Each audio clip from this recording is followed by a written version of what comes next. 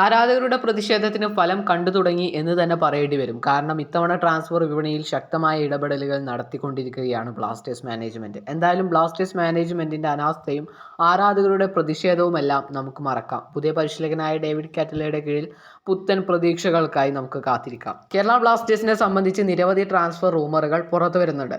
Mumbai city എഫ്.സിയുമായി കരാർ അവസാനിക്കുന്ന Indian super താരമായ ബിപിൻ സിംഗിനെ സ്വന്തമാക്കാൻ ബ്ലാസ്റ്റേഴ്സിന് താൽപ്പര്യമുണ്ട് എന്ന് നേരത്തെ മുതൽ പുറത്തുവന്ന ട്രാൻസ്ഫർ റിപ്പോർട്ടുകളാണ്.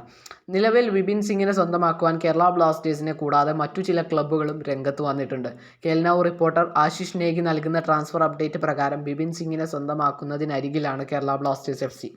ബിപിൻ സിംഗിന്റെ സൈനിങ് ഇതുവരെ പൂർത്തിയാക്കാനായിട്ടില്ല എങ്കിലും താരം ബ്ലാസ്റ്റേഴ്സിൽ ജോയിൻ ചെയ്യുന്നതിനരികിലാണ് എന്നാണ് കേൽനൗ നൽകുന്ന ട്രാൻസ്ഫർ അപ്ഡേറ്റ്. എന്തായാലും ബ്ലാസ്റ്റേഴ്സിന്റെ ഭാഗത്തു നിന്നും സൈനിങ് സുരക്ഷിതമാക്കാനുള്ള നീക്കങ്ങൾ ഉണ്ടാവുമെന്ന് പ്രതീക്ഷിക്കാം.